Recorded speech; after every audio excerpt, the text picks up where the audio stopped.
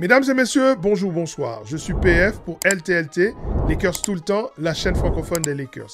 Quel plaisir d'être avec vous aujourd'hui pour parler de finale NBA, mais pas seulement, puisque vous savez que chaque fois que je regarde un match, je me projette sur le projet Lakers. Et je sais que les Lakers ont de quoi faire quelque chose l'année prochaine. Et il se trouve que les deux équipes qui sont en finale cette saison peuvent apprendre des choses à nos Lakers. Puisque les deux, que ce soit les Pacers à l'Est ou OKC à l'Ouest, ont mis sur pied des choses qui fonctionnent.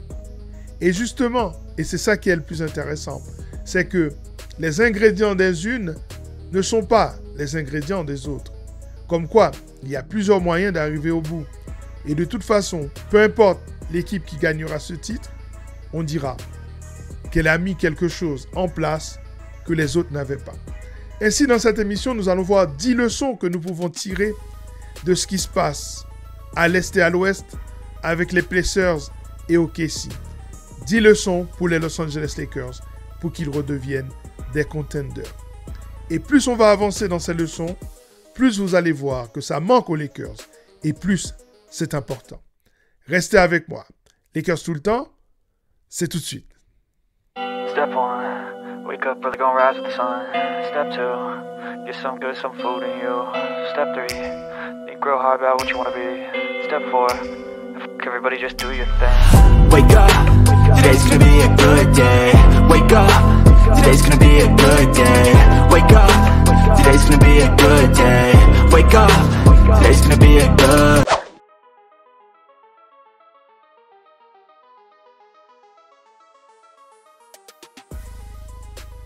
Les équipes qui veulent avoir du succès en NBA doivent se préparer à un jeu physique imposé et subi. On doit être prêt à agresser l'adversaire et si l'adversaire répond, on doit pouvoir encaisser les chocs. On l'a vu, Lakers-Wolves, il n'y a pas eu photo. Les Lakers n'ont pas vu le jour, ils ont craqué physiquement. Ensuite, les Wolves vont craquer physiquement face à OKC. Indiana va pousser New York dans cette dernier retranchement. Parce que le jeu d'Indiana est un jeu physique par nature. Par la nature du jeu qui consiste à systématiquement pousser le tempo, eh bien on met de la pression sur la défense. De telle sorte que les mecs sont épuisés. Et c'est pour ça qu'ils vont chercher dans la profondeur des bancs pour essayer de soulager ces mecs qui n'arrêtent pas de répéter les efforts. Il faut se préparer physiquement à ce choc. Dès lors, ce n'est pas du tout étonnant que JJ Redick va dire lors de son interview de fin de saison que le problème des Lakers, c'est que certains joueurs n'ont pas la forme physique de champion. Et quand il dit ça, il est évident qu'il parle à Luka Doncic, qui d'ailleurs s'est remis au travail de mise en forme.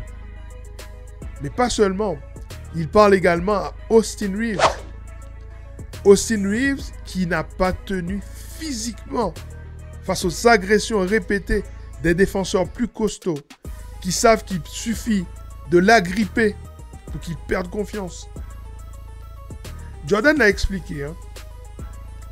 Après les séries où il a été éliminé systématiquement par les Pistons de Détroit, il a passé un été à se construire un physique afin de résister aux agressions de Détroit.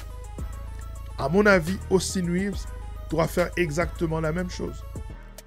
Le jeu physique de la NBA d'aujourd'hui, l'intensité qui se répète pendant 48 minutes, eh bien, il faut être prêt à répondre à cette intensité.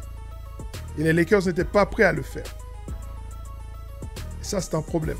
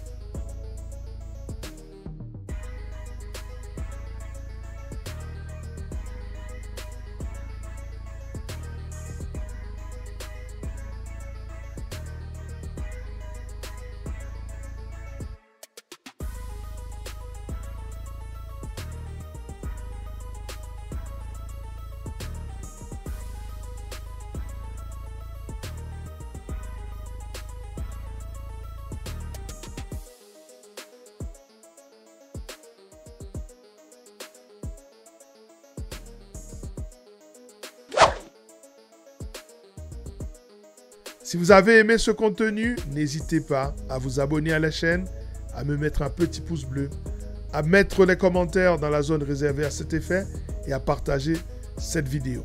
On revient très bientôt pour de nouveaux contenus sur ces playoffs, sur ces finales NBA, sur l'actualité des Los Angeles Lakers avec les rumeurs de trade, mais également sur la projection de la prochaine draft.